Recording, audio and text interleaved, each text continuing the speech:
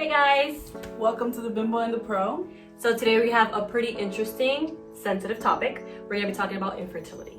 So if you guys want to know a little more about it, just stay tuned and keep on watching.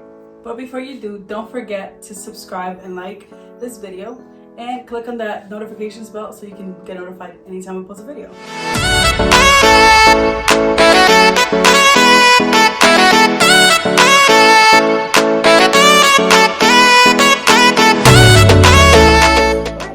So let's get started. So in today's video, like I said in the intro, we're going to be talking about infertility. Yeah. I've struggled with infertility for about 9 years now, and you have been kind of like avoiding. Yeah. Avoiding getting pregnant. I haven't tried at all yet. So, but I am going to be trying soon. So it's just something that, I don't know, I want to be aware of, know more about. And you want to ask me a few questions? Yeah, so we're going to do it like in an interview style. I'm going to ask the questions and she's going to answer them. I'm in pain. Oh yeah, go ahead. Okay, so first question, we're going to go take it back. When did you realize that you suffered from infertility? I don't know if you're supposed to use the word suffered, but yeah, I mean it is a tough situation to go through. I realized that I was going through infertility pretty early, like into my marriage. Like I think by the second month I knew something was up, because, well, not infertility, but I noticed changes in my cycle like 2 or 3 months into my marriage. And at first I thought it was just like, oh, it could just be birth control, right? Mm-hmm. Which maybe that was, but I stopped it. As soon as I saw a change, I stopped it. And ever since then, my hormones have never been the same. And ever since then, I've had irregular cycles. Oh, wow. Yeah. You think it was because of the Birth control? Yeah.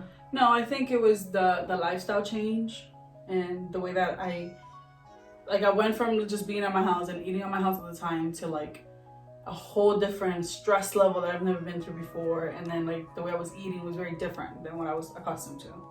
Oh, okay. So I think it has a lot to do with my nutrition and the stress levels. And how has it affected you? Positively or negatively?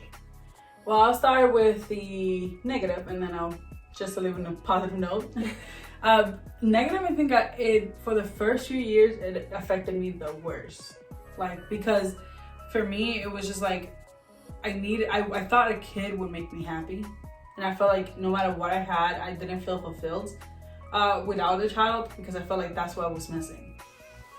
And in reality, like later on, I learned that literally what was missing in my life, and I know this sounds preachy, but it was God. Like once I found fulfillment in God, it didn't mean that I didn't long for a child, like long for a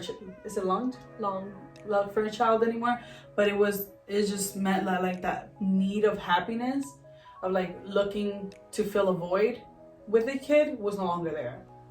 So like I want a kid just because I love my husband, we love each other, and we think that like our love should procreate.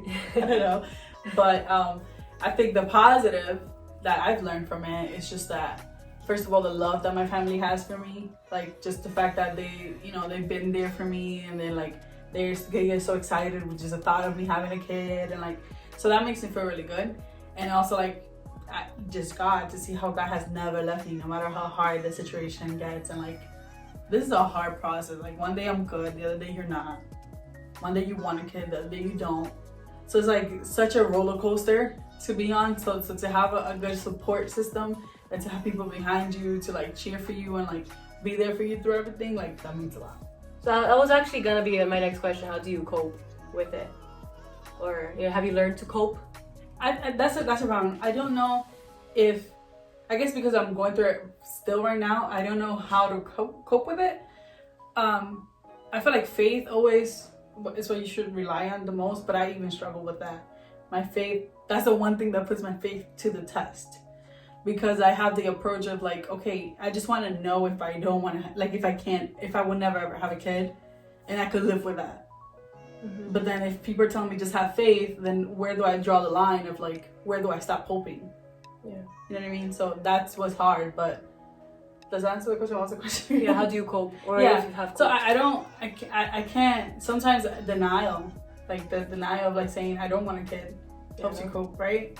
And I think for a long time I actually like really wanted a kid and didn't admit it to people, and that hurt a lot because you would have people asking questions, and you would have, you know, people having kids around you, and you had to sit there and pretend that you don't want kids, or like, oh, you don't care, like, type thing, when you do. Like in every baby shower you go to, every pregnancy review from somebody, it's not that you're not happy for them, but it just is a reminder of like how behind you are, or like how far are you from, like, you know what I mean? Like, not far, because somebody else's blessing doesn't. And I think that's one thing important. Like, if you're going through infertility, it's important to remember that somebody else's blessing doesn't take you further from yours. It makes you feel like that. It makes you feel like, oh yeah, like everybody else having kids and you're not. So you feel like you're getting left behind, but you're growing. That person is growing in their lives, and you're growing as well. Different areas, but you're still growing. And at 18 years old, if I would have been a parent then, compared to a 27-year-old, 28-year-old me being a parent, I have so much more experience than an 18-year-old would. Yeah. So does it mean that an 18-year-old shouldn't have a kid? Yes, you should. Okay, go for it. But if my experience at 18 wasn't enough to be a good parent, as it would be for me today. So while, you know, like, I just always felt like, you know, if that person is like 21, you'll be like a better, the younger you have your kid, the better of a parent you could be, because the more you could relate to the kid. But that's not really the case. The quality of life you can give your kid is different for everybody. So for me, I feel like it's later on in life, you know? Yeah. I think that's something good to cope. Yeah. To use to cope, the knowing that that is better now, like later than back then. At least for me, because a lot of people they get the blessing, and that's the life story that they have for them. And that's the thing that people with this, it's hard for some people to understand, and like that just makes the process harder for you, because you're constantly comparing or placing your blessing and comparing it to yours. Like, oh, you don't have that, so that means I'm behind. Like, no, you're just growing in a different area of your life, and that person is going to grow as a parent, and then you're covering other areas so that you can become a parent.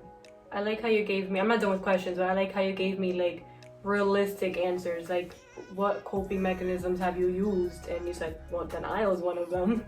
Yeah, you're being real. Yeah, that's true. That's tough to hear. What has been like your toughest moment, I guess, through this process, through this? The hardest moment? Yeah, or this one is hard to think about and not cry, but I think the hardest ever was when I got a positive test in 2018, and it was a month after my grandfather died, and I felt like it was like a way of God giving me like something to hold on to cope with my pain. And it resulted into a false negative or an ectopic pregnancy. False positive or an ectopic pregnancy. But it was something like I was already going through so much. I lost my grandparents like 6 months apart from each other. And I lost my grandfather just a month before that.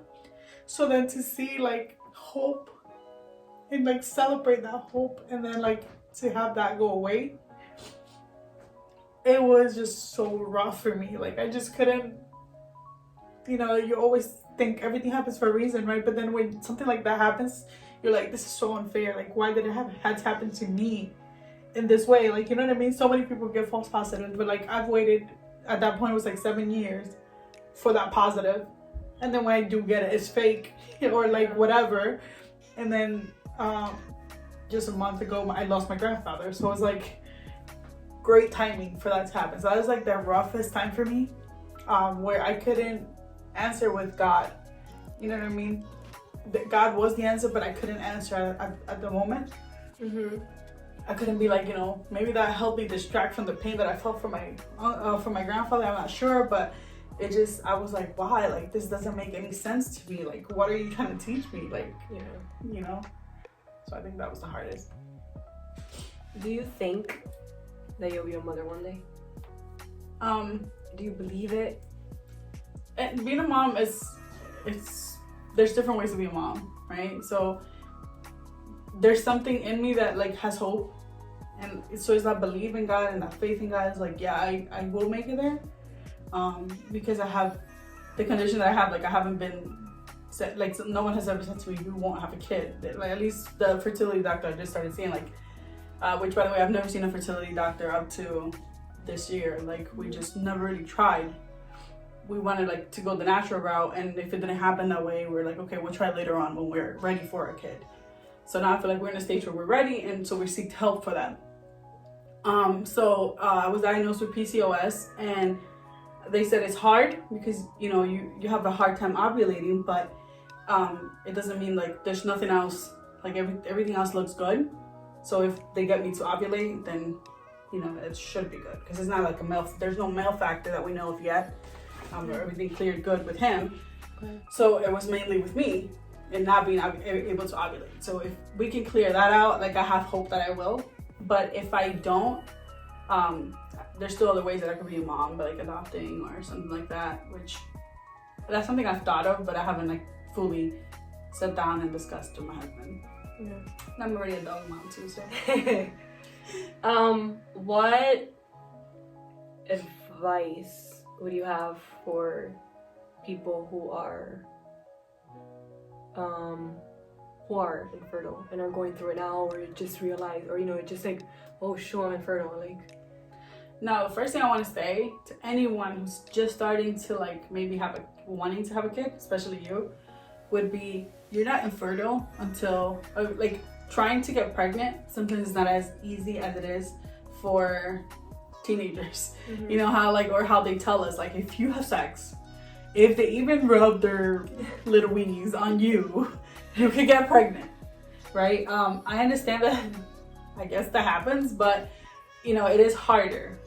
The way you got to think about it is you have a 1 to 2 day window, I think, for your egg to meet with the sperm, once a month. So we have 365 days, and out of those, we have 24 days where you can potentially get pregnant. So you can get pregnant, you have lower chances, but when you think about it like that, your peak times to get is 24 times in 1 year. Yeah. So if you're really thinking about it, like you just started trying to have a baby, and first month it doesn't happen, second month it doesn't happen, third month doesn't happen. I know it's hard. I'm not discrediting people that have only gone through fertility for a few months, but I'm just saying don't stress it too much, only because stress can hinder your fertility. So instead of stressing, just believe that, okay, so after a year out, if I haven't gotten pregnant, then I will seek for help. I'll go see a doctor for this. Just eat healthier. Do what you got to do, but just make sure your levels stay low. Because sometimes the hardest thing that stops you from getting pregnant is the level of stress. Yeah. So that's what I would say. Like, don't. And then the people that have already been gone through, if you are going through fertility, I mean, like, it's hard for me to give an advice to somebody that's going through what I'm going through. But it's just like, leave it in God's hands. And if it's meant to be, it'll happen. Like, just prepare your life. Live your life as if you had the kid, you know what I mean? Like, when I bought my house, I envisioned my house with kids.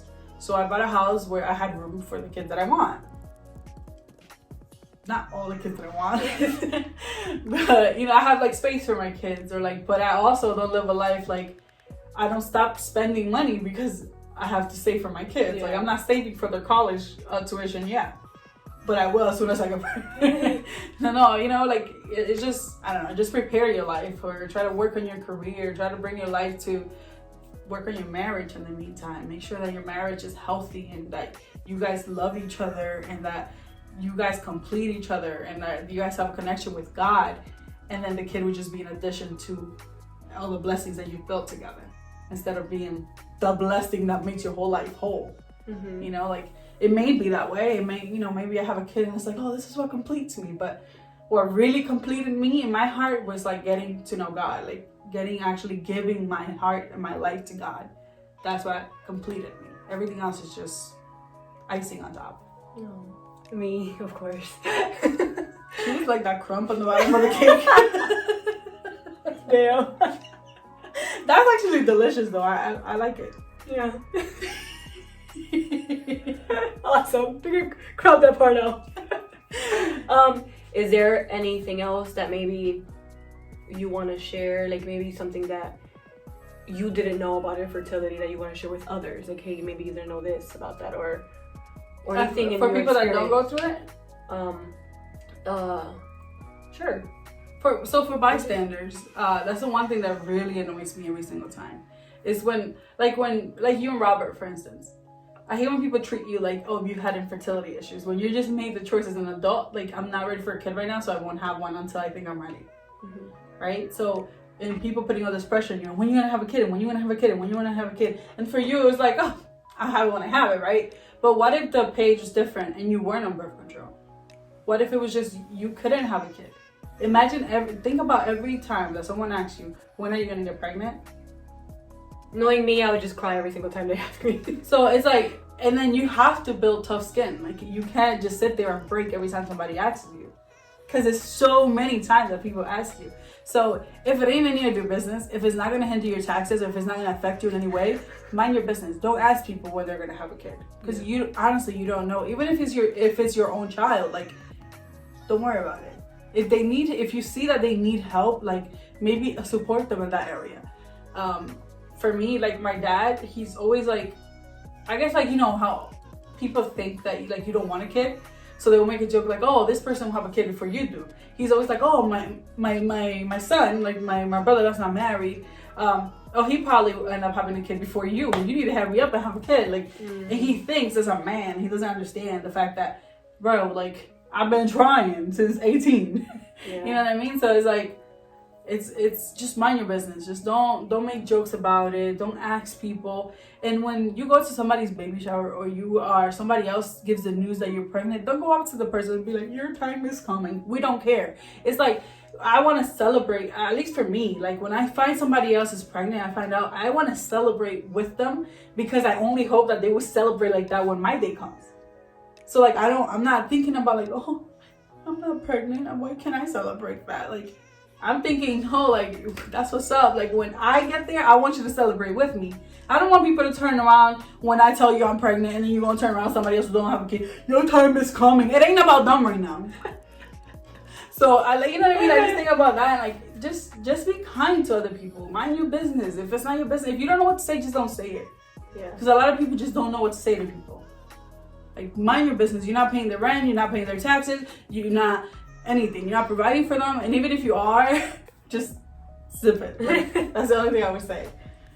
Awesome. So is there anything else you just want to share with us about it? God is good. And my time will come. And I know that, sometimes I doubt this, but I do it if I ever become a mom, which I hope I will. I would want to look at this video and say, okay, like, I had hope. You know what I mean? Like, I don't know. I have my down days where I'm like, why do I have to go through all this to get to this? Because, first of all, infertility treatment is really rough. But we can make a whole infertility struggles video for another day. But for me, I know that it would happen for me. And when I watch back on this video, I just want to, first of all, be reminded of what that felt like, just so that I can enjoy my blessing even more.